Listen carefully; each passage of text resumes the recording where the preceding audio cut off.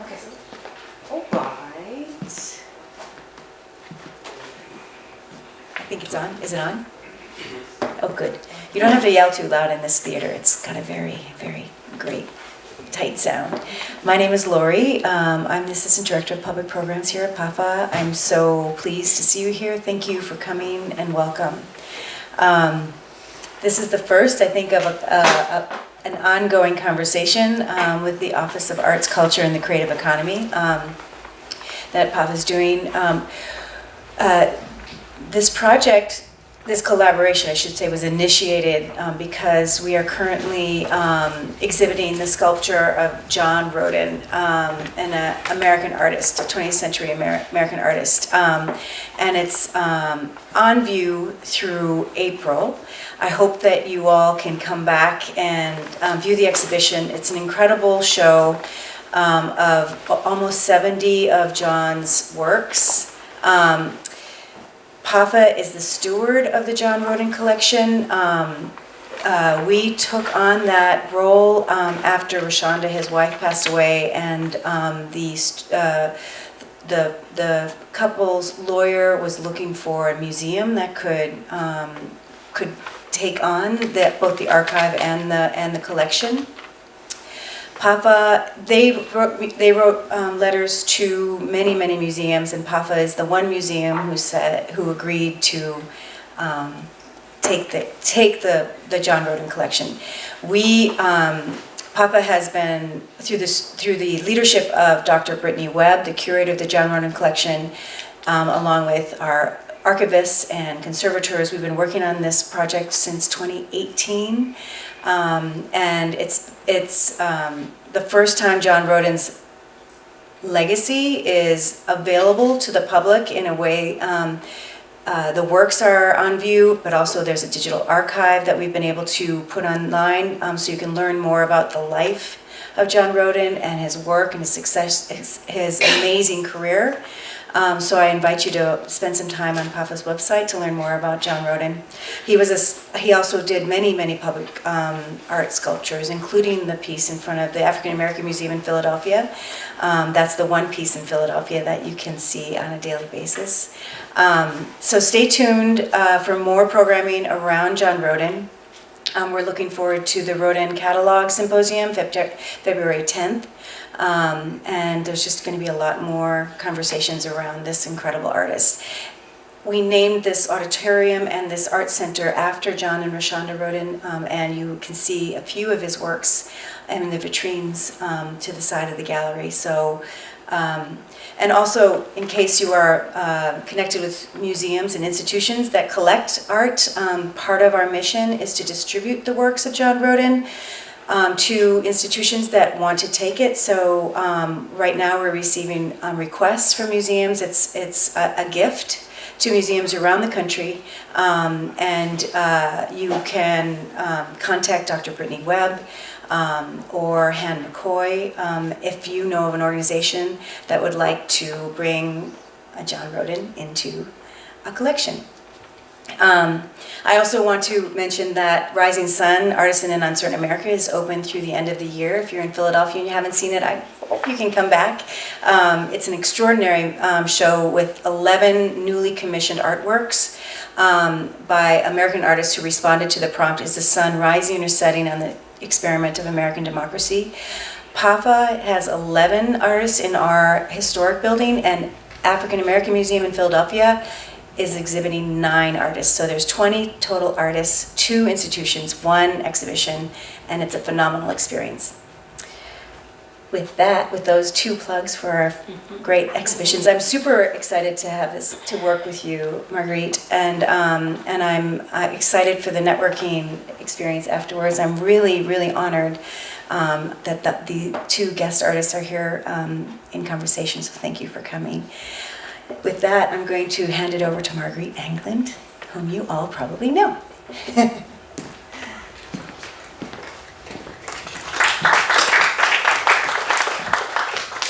Good evening, everyone, and thank you, Lori, for that wonderful introduction and letting us know everything that's going on here at PAFA. Good evening, everyone. My name is Marguerite Anglin. I'm the Public Art Director with the city's Office of Arts, Culture, and the Creative Economy, we also known as OACCE. I would just want to welcome everybody to Public Art How to Start, our professional development series for emerging public artists.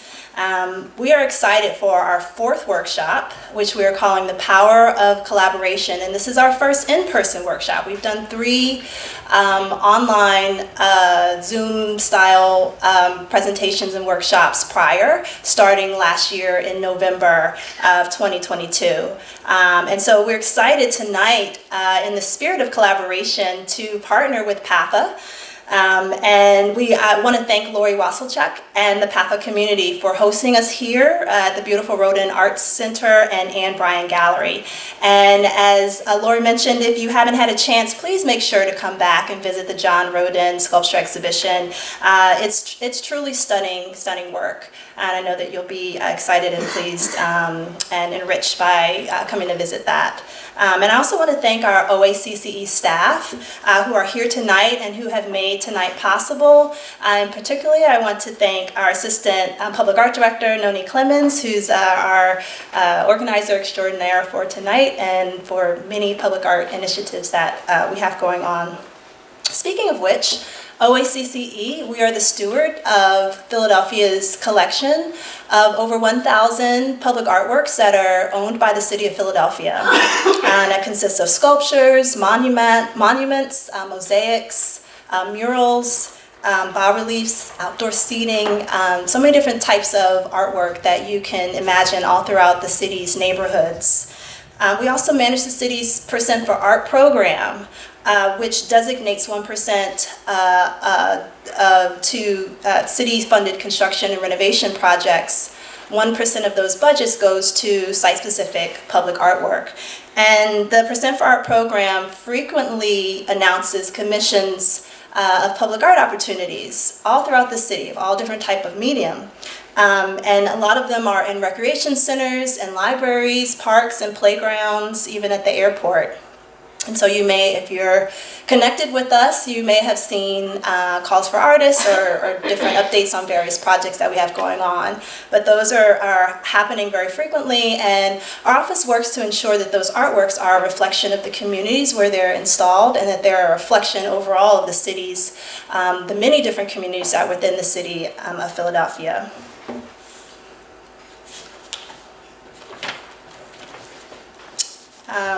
So OACCE developed Public Art How to Start.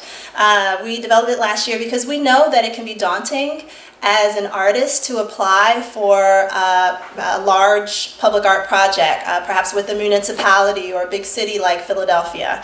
And so our goal is to demystify the process and to encourage more local, more diverse, and emerging artists to apply for public art opportunities here in the city of Philadelphia and beyond. And so our past workshops covered topics such as how to get your foot in the door to public art opportunities, how to create a winning public art design, and more. And so if you go to our website at creativephl.org, you'll see recordings from our past workshops available there.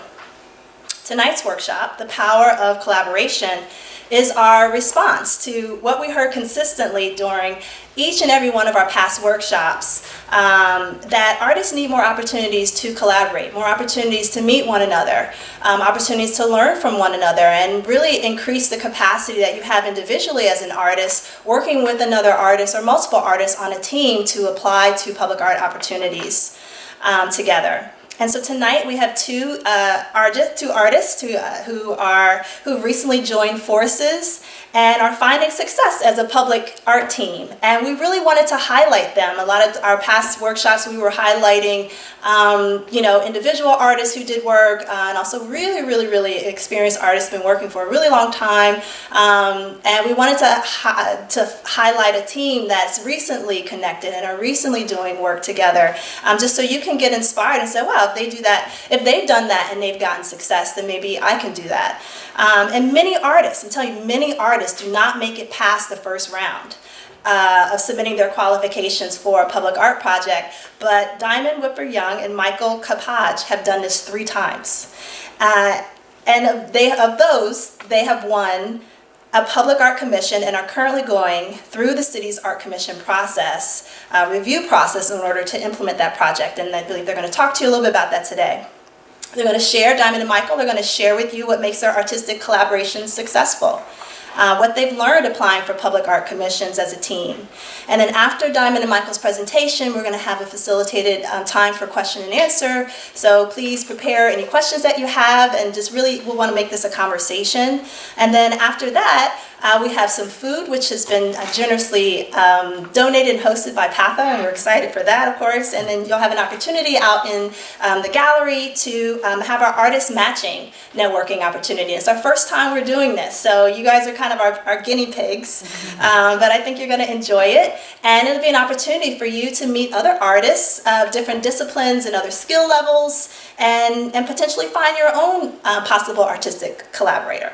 More on that later. We have some instructions, very easy, but I'm going to give you a little bit of instructions for that when we get into that part of the workshop. But now, without further ado, I will turn it over to Diamond Whipper Young and Michael Kapaj.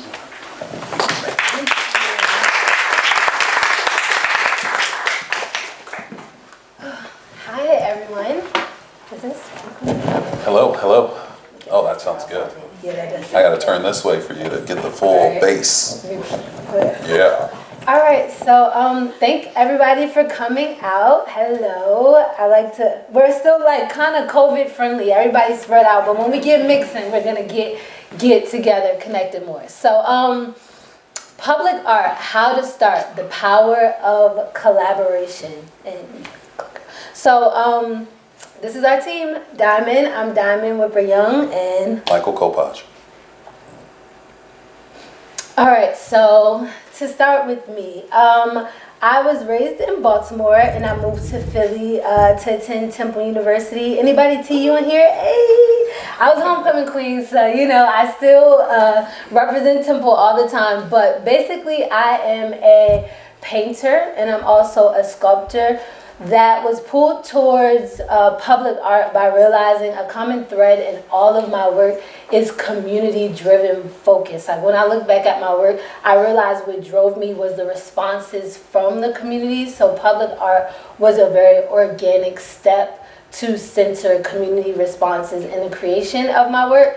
I've collaborated with Jordan in DTLR to create a social and emotional learning coloring book, because I'm also an educator, which I absolutely love doing.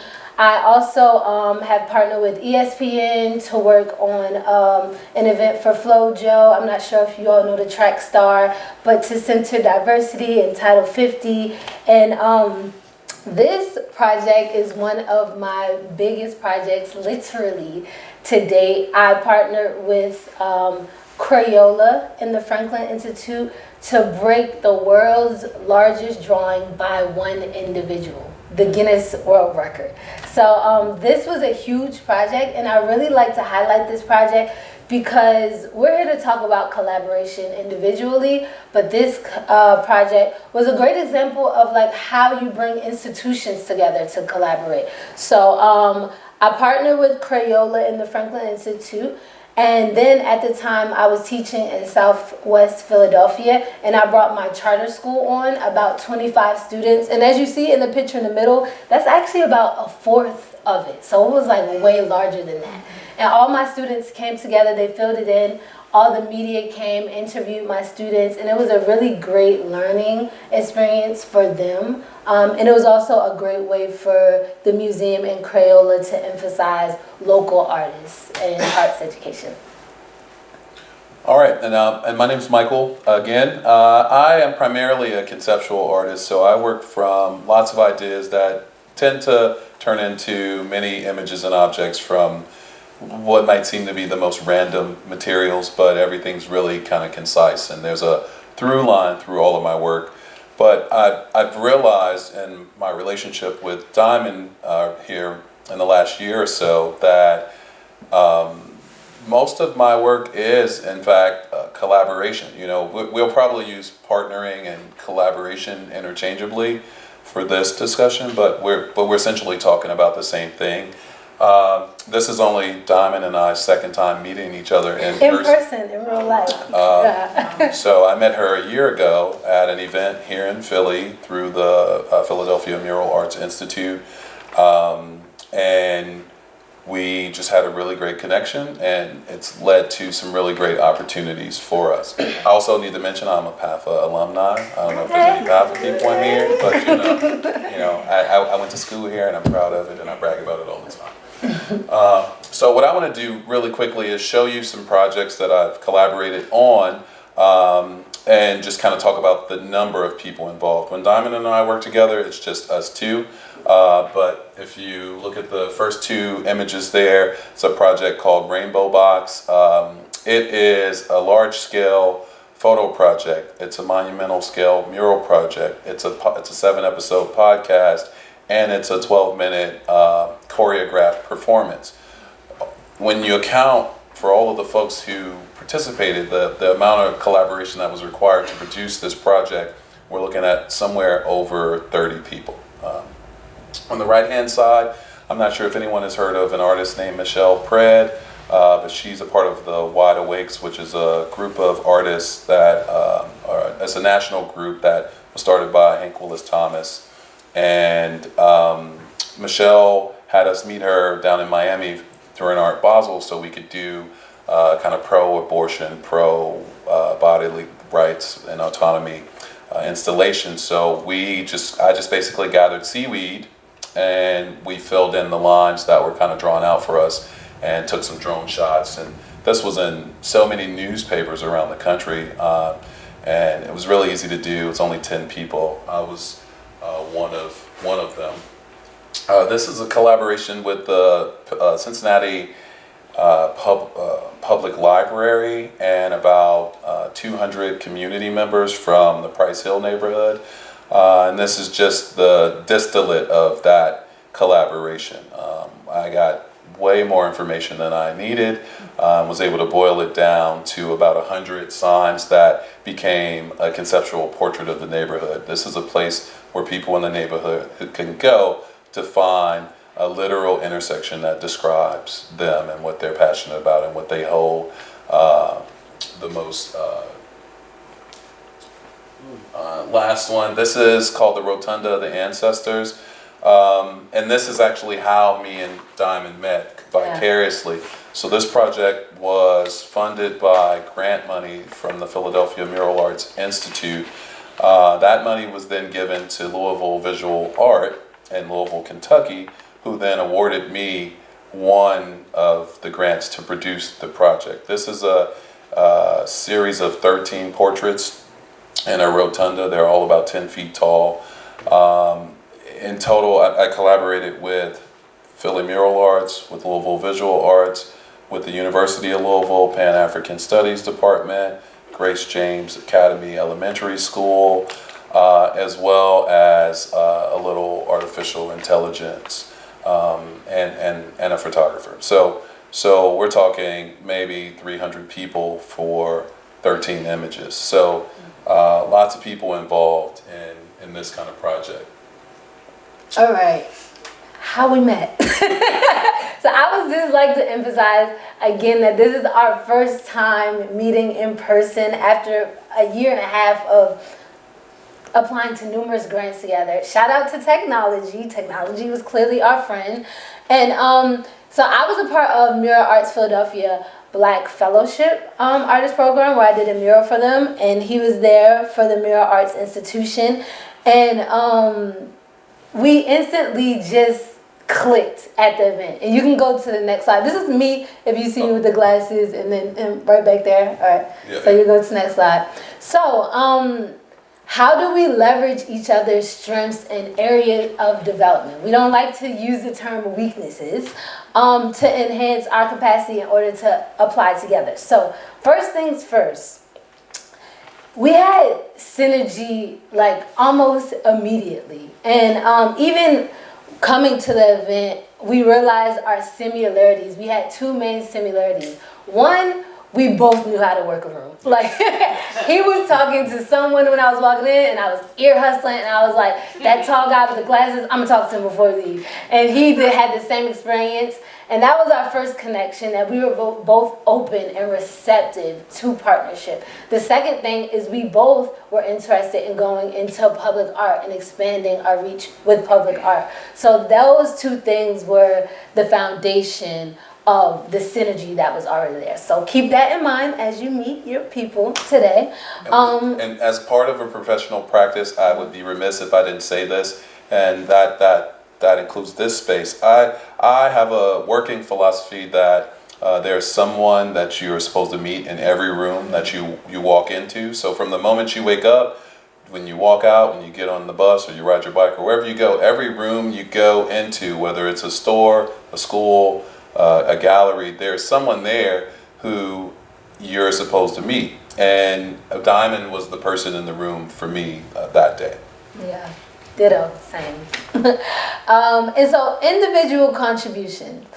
I'm going to talk about Michael. One of the things that stuck out was, of course, at the event, I realized how well he communicated his artwork, how well he used his language. For me, this was the VER opportunity that we're going to speak about was my very first public arts opportunity. So I met Michael at the perfect time, and I realized that was an area of development for me, just using language to effectively communicate what you want to tell in your artwork.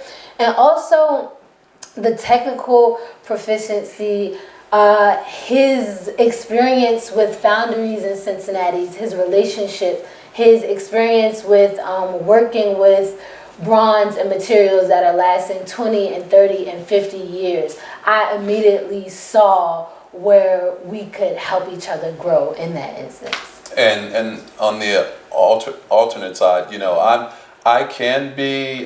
what I call myself I don't know what I call myself. I call myself a hermit is what I call myself. But I come out of my shell because I have to, because my job is kind of tethered to my ability to effectively communicate. But what I like about Diamond is the ultimate engager. Like, she doesn't have a shell. She's just walking around with no shell, talking to everyone. And I think that, you know, for me, that's a very attractive quality, because I have days where I'm colder and days where I'm warmer, and she definitely leans towards warm most of the time. So as a representative for our team, I felt like that was a strength that I needed. The other piece is that on the technological side, in terms of presentations and resources to create renderings and things like that, you know, this is stuff that she's already done, that she's already been doing. And so we both bring equal parts to the table that create a whole. And I would just encourage you with any project to first identify the skill sets, the skills that you bring that could realize this project, and then be honest with yourself about identifying what pieces are missing, and then trying to find someone to help fill those spaces. So this is actually a rendering of the award that Margarita referenced earlier. We were awarded a public sculpture at the VER neighborhood at the VER Recreation Center, and this is a rendering of what we proposed on site in front of the building. So some of these slides that we're showing are actual slides taken directly out of our winning proposal. And I did that on purpose just so you all can see what it looks like, because I know for me it was a little intimidating at first. So one thing we always strive to emphasize is community vision. We take in consideration what the community wants, we center their voices, but we also center what's authentic to us and what we want to convey through the art. And for this one, we really wanted to bring diversity, with it being a woman of color, especially in the city of Philadelphia and for the neighborhood. You can probably count on one hand how many sculptures there are of Black women in Philadelphia. So I just wanted to not only show you the side and kind of demystify it a little bit, but also just point out two things that we always try to emphasize throughout our entire presentations. I think that a huge mistake that some people make is forgetting that the community is also a collaborator in the work. So we're collaborating to create a work of art, but we're being chosen by community to create it, and they have a lot of a say in what the final project looks like. So what you see here are 3 different versions of the same project in chronological order. The first one is our original submission, all right, with no base, just kind of a stand. Then feedback from the community encouraged us to create a base that kind of referenced the neighborhood, but also elevated the sculpture from the sidewalk because of where it was going to be located in a high traffic area. People might bump it, rub it, push it, whatever. And so then after the community, it goes to committee, and the committee might have suggestions, which is why we have this third version. I think with public art, it is a slow process. It's steady, but it's slow. And it's important that it be slow so that everyone understands what the expectation is and what the final product and project is going to look like. So this isn't a quick thing. This is commitment. This is a year-long project for us at this point, and we're expecting it to be at least 2 to 2.5 years before from concept to execution. So this is at a community engagement meeting, which are very important throughout these processes. But what we learned from this experience was the power of the community and the power that lies in connecting to the community. So this is Blanche A. Nixon, an amazing community member. And this is a library in the back. That's an older picture, but it's actually going to be renovated. So this is a % for our opportunity for that. And this is our second application together as a team. So again, this is actually another slide directly from our proposal, just to kind of, I know when I started, like I said, what are in these slides? I was very on edge about it, but at the core of it, we took the rubric, the scores, so they gave us these things like you will be scored on these things, and we directly address every single one of those things. Also, what I would like to emphasize is when you're doing public art visually, it helps to incorporate the public, the community, just those simple renderings of people interacting with them. It really sets the tone for how your sculpture would feel in that place. And that's important because not only do you have people who are knowledgeable about the arts, but you have everyday community members looking at it, and they want to be able to feel the essence without you having to over-explain or make any addendums to it as well. So try to be as clear as possible with the vision you want to communicate. So you can see that this changed a great deal as well. On the left hand, we have our original submission. Blanche was known for having a community garden. We thought we wanted to put a table around her to maybe keep people away from the sculpture and the sculpture not being damaged, but it could be a place that people could sit, could study, could eat, could do whatever. When we submitted that to the community had a different idea. They wanted to go a different direction.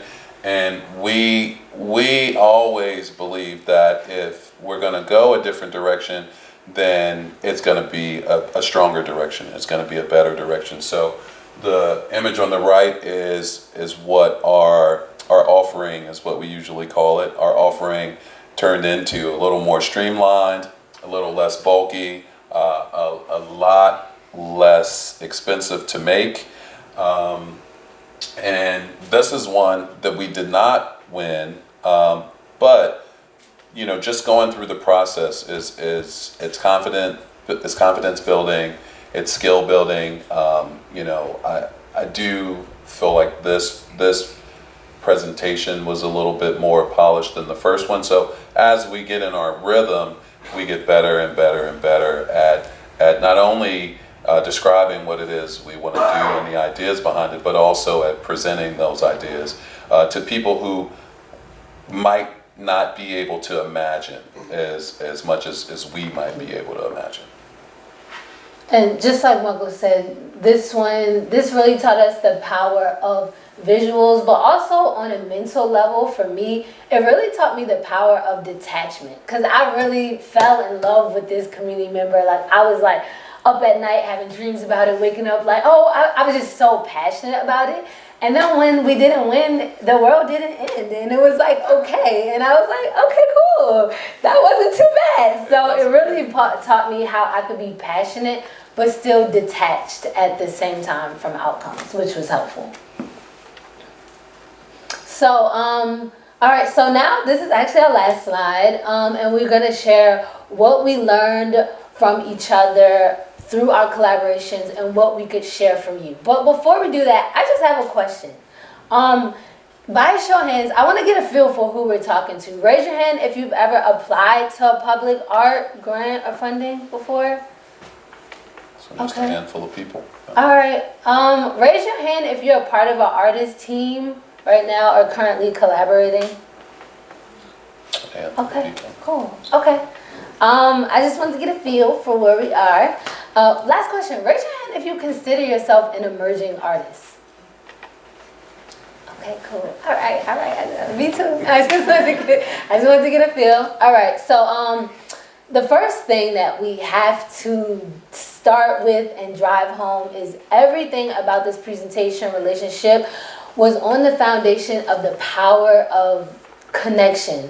And we talk about that synergy. It's like when you know, feeling your intuition, working with people you like.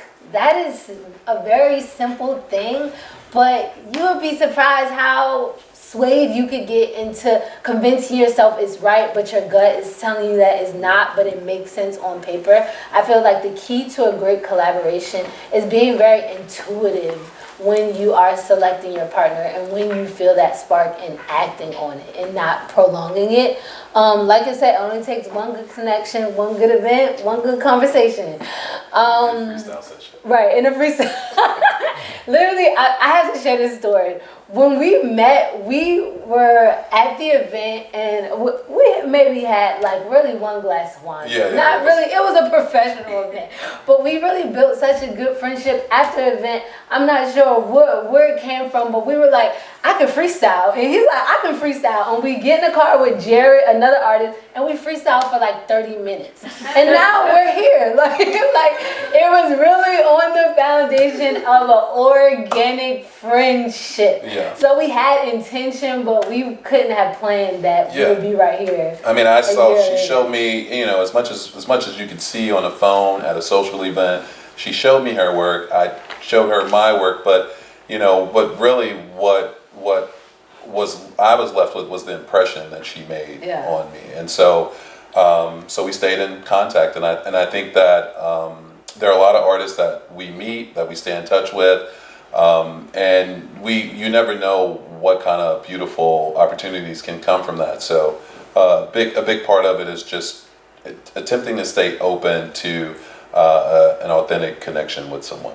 Yeah, and so that goes into the second one, just being social, being open, being receptive. And I teach marketing for business with my students at an artist residency out in Napa Valley. And the main thing that I say is some of my students are like, but I'm introverted and I'm shy and I'm just get an extroverted friend. You just need one good extroverted friend. Like that is the key. Don't change who you are. Just switch up the environment a little bit. You get one good extroverted friend, they introduce you to everybody you need to know, and a lot of problems are solved right there. Yep. And then the other thing is just learning that it's not your project, it's our project. I can't imagine getting into a power struggle with another artist about something that we both believe in and we both feel passionate about. And it's because it's not just our project, it's the community's project too, so being able to put yourself in a place where you can relinquish control is an important part of collaboration. If you struggle with, if you always need to be in charge, then you need to pay someone to work for you Yeah. and not collaborate with them, right?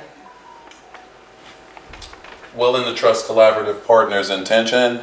I think that in the beginning, we had each other double check our work. What does this look like? How does this sound? Is this written well? Does this look real? But now we don't have that issue. We've worked together long enough and through enough projects to understand each other's strengths and areas of development, and so we know where we need to put an extra amount of energy. Yeah. Organic and stress-free collaboration. I mean, we went from freestyling in the car to Yeah. writing, percent for the art projects. Right. Exploring how collaborative mindset can lead to a more natural and enjoyable creative process. I do think it either comes to you naturally, or you have to work for it, or you don't. But you have to make a decision. If you're someone who struggles with introducing yourself, or struggles with shining a light on yourself. A lot of us, we talk about our friends and how great they are and what magnificent things they're doing, but we don't really give ourselves that same energy. And I think that if you aren't able to do that for yourself, like Diamond said, you need to have a partner that's able to do that for you. So when you're not present, you're still present. A good example is for some of the site visits. All of the projects come with in-person mandatory site visits where you have to be on site. I live in Cincinnati and I'm traveling all around the country, and sometimes my schedule creates conflicts that aren't in my control. I know that when Diamond goes, that I don't have to be there because she's going to hold it down for both of us. Mm-hmm. And also another thing, one last tidbit that Michael said earlier that I thought was important is when you're collaborating, when you're in a relationship, you tend to the relationship romantically, but an artist partner thing, you still have to nurture that collaborative dynamic. So I'm checking in on Michael, what's your capacity this week? We're extending grace, we're being mindful, we're not very forceful, and I think that that's extremely important when you are collaborating with others. At the heart of it is communication, effective communication, and being able to listen, to understand, not to respond. Yeah. All right, so we'd like to invite you to just stay connected with us, because that's kind of what we do. We stay connected. We're all part of a social, artistic fabric, and there's nothing to say that we won't be able to work together. So we'd love to stay connected with you. We'd love for you to stay connected with us. And yeah. So hopefully next round of competition, maybe we were joking earlier, we're kind of teaching people how to apply to grants and be our competition. Yeah. But we would love to see you all competing with us at the next site visit, because it's really an abundance of opportunity to go around. And once you keep that mentality, you won't have a lack mindset of I'll apply this grant by myself because I want more money. Well, that's a very long-term focus, and I'm sure a lot of you are as well. So we hope to connect with you and stay in touch. And thank you. This was fun.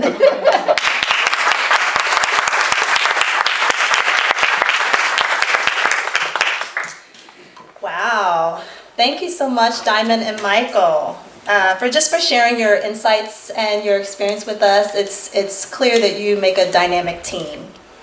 So at this time, we're going to have a Q&A session. We're going to open the floor to questions. But before we do that, I'm actually going to come and sit with you all, and I think I'm going to just kick it off and ask you the first question, if you all don't mind me kind of transitioning here. So, Michael and Diamond, what what things, so we're getting ready to start an artist networking activity, and, we're going to walk people through that. But before we do that, if you have any tips to share with the audience, what type of things should artists look for in a collaborator in order to forge a successful partnership? I personally think you should look for things in other people, areas in other people where you're deficient. Because if you could do it by yourself, you would do it by yourself. And I know that I can't do everything, although I work in so many different materials and I'm doing so many different things. 90% of the images and the objects that I make require a high level of collaboration. So I look for people who have strengths in spaces and areas that I don't, so that I could have the best quality image or object. For me, I am like queen of social and emotional learning and mindfulness. And I say be very intuitive. Listen to your gut the first time. If it says yes, then it's a yes. If it's no, then it's a no. No matter what it looks like on paper, I think that's been very beneficial. And also look at the character of the person. Like ultimately, we're doing like business together. We're signing our name on paper. We're making contracts together. And you want to have something that has someone that's honest and transparent and that you can trust and kind to others and, a good person. Like good people collaborate with good people and see the good in everyone because I believe it exists. I was going to say, anyone ever have a friendship ruined because of money? Never. Queen of social emotional learning. This is one of those scenarios where that could happen. But it could. Yeah. For sure. Well, that was great advice. Thank you. We'd love if there's anyone in the audience who'd like to raise your hand and let us know, and I'll try to see if I can see you. Yes, would you stand up, please? And hi, my name's Kelly Lawler. I do the PAFA alum. So I actually have a question. I'm in for the project that I did with Science Institute in Crayola. I'm super curious, how did that come about? Did you come up with the idea? You approached either one? Did one of them have a call? How do we find those kind of opportunities? Is it a matter of being creative and finding the right person? I'm going to give you the very honest answer. All right. So here's how it happened. I have a background in advertising and marketing. So that's where I get a lot of my knowledge from brand partnerships and business. And their original marketing campaign flopped because of COVID. And it was all this money and all these commercials and all these gatherings, and they could not do it. And they were panicking. And they were like, we got to pivot. We need media views. I'm being very transparent with you. They're like, we need media views. Okay, we're going to break a Guinness World Record. And they are scrambling. And then the last piece was like, oh wait, we need an artist to do it. So literally, I get a DM on Instagram from this page of this woman that has maybe 100 followers. And she says, hey, I want to talk to you about a big project. I'm thinking a mural. And so it's this project. Now the connection is crazy.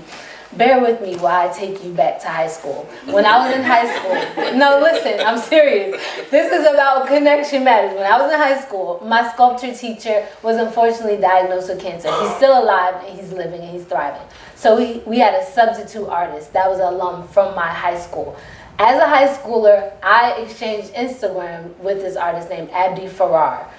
Fast forward 10 years later, Lauren, who I'm really close with, is asking Abdi, we're working on Crayola and marketing. We just need an artist in Philadelphia to do the Guinness World Record. And Abdi said, I remember Diamond from when I met her in high school. And he gave her my contact. And she sent me that DM on I'm telling the truth, on a Sunday. We hop on a call on a Monday. On Tuesday, everyone from Crayola, Franklin Institute, and the exhibition is on a call with me. And they're like, we like you. Do it. And I'm like, when? And they're like, next week.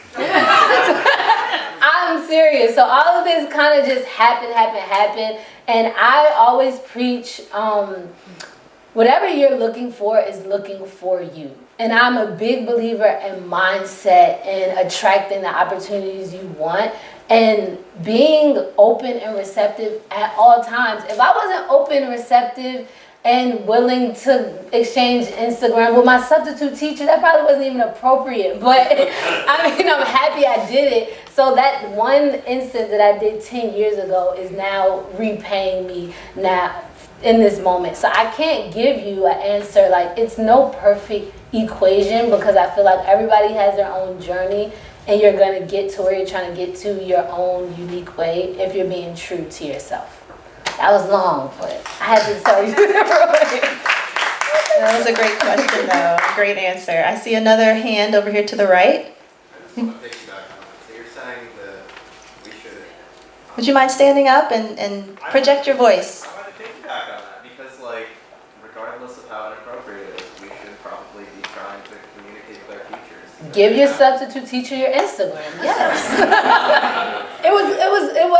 It was appropriate though. Like it was not anything inappropriate. Yeah, I don't know. It's just like that social connection with like the superior always feels like a little bit right. But like I don't know. It's but I should be.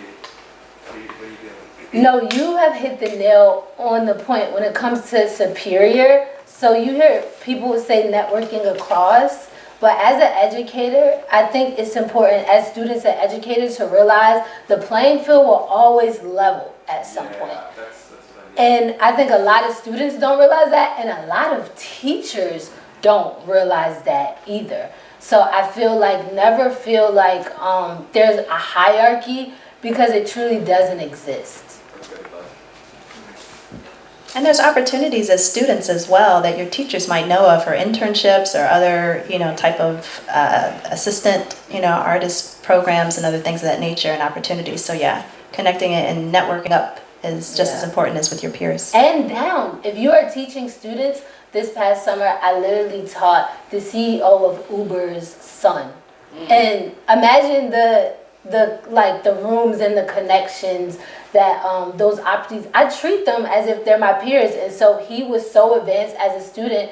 He was so skilled in this specific way of anatomy. I let him teach the class with me. And the class loved it, he loved it, and that's a way of sharing the platform and teaching the next generation. Like my students call me Teacher Diamond. I'll let them slide if they call me Diamond, as long as they're respectful, because sometimes we get caught in ego and like I'm above you and I'm below you.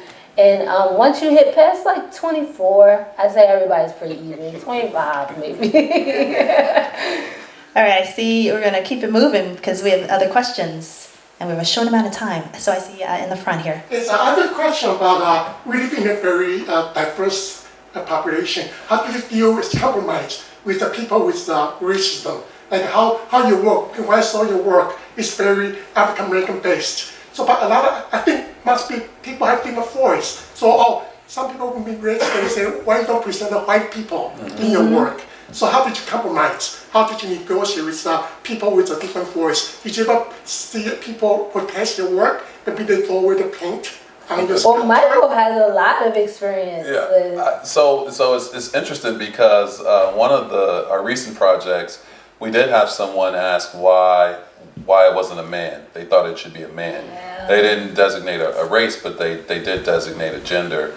And we had to explain that, we thought that women were the foundation of civilization and the keystones of families and communities. And there was a conceptual reason we chose a woman outside of just her race. And I think when it comes to creating works that reference race, there just need to be multiple entry points, right? Okay, if my work is about black men or black queer or whatever, there should be an entry point for someone like you, right?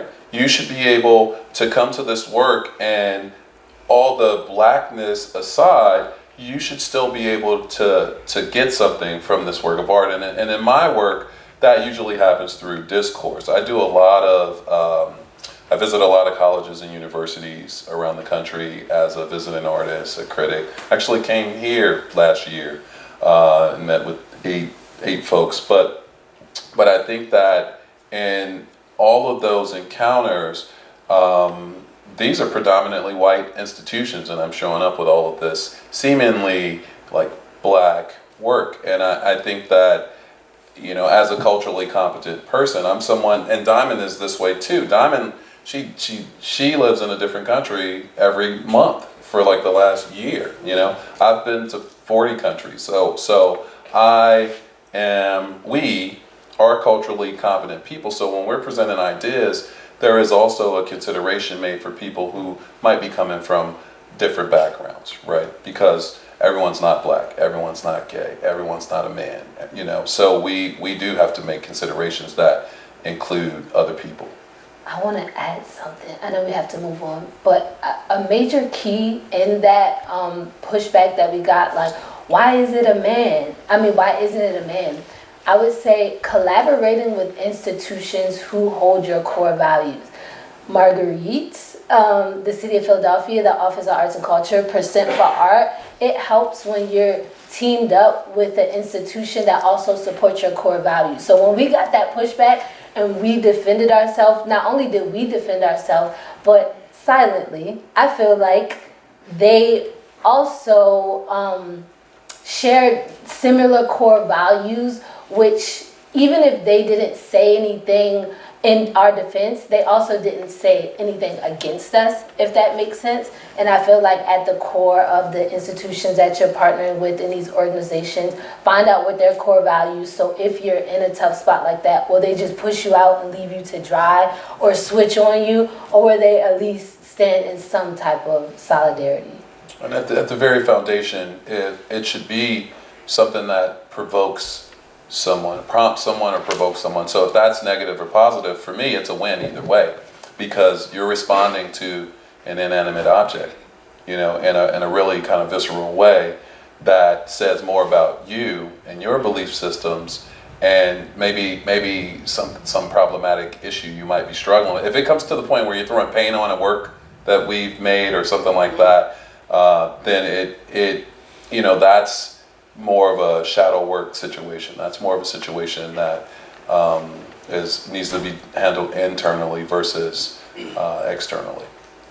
Also, I'll add the project that they won, the Bear Recreation Center project, is set within a community that is, and the users of the space are largely Black and brown community. And so it was welcoming to see a depiction, a representation that was reflective of the community that would be interacting with that sculpture every day. And so the community, and also the Percent for Art committee, who was making the ultimate decision, who was also comprised of community members, were very receptive to that. And it was one of the goals of the project, for it to reflect the community. All right, we're gonna have time for maybe 2 more questions. Yes? I wanted to ask some more about like online sources, or like maybe other sources that would help artists to find opportunities to apply for public art, maybe like specifically in Philadelphia if it's possible, because what if it's an artist who like is not very social and like mostly introverted, who still wants to apply for public art projects, then what should they do, like where should they go? Well, for Percent for Art, I'll answer that, and then you guys can answer other Yeah, things. That's the main one. Yeah, well, for Percent for Art, the city's Percent for Art program, we frequently announce calls for artists, and we do that at our Instagram and social media, Facebook, as well as our website. You can go to creativephl.org and you can see some examples from past projects. And when we have calls that are open, it's very accessible for you to find online. And when we have a call coming up, typically we'll talk about it as well. If we're doing a workshop that's in a relative time span to that. And then we also, when those opportunities are announced, when the calls go out, we also have artist information workshops where we host an informational session for interested artists to learn more about those projects and what they need to do to apply. There are many call for entry. There's a portal. I think it's actually called Call for Entry, and every state that has a Percent for Art opportunity, or a specific artwork design for a building or a courtyard or what have you, is on this site. I mean, and we're talking about projects that range from $1,000 to $300,000. In addition, I'm not sure what medium you work in, but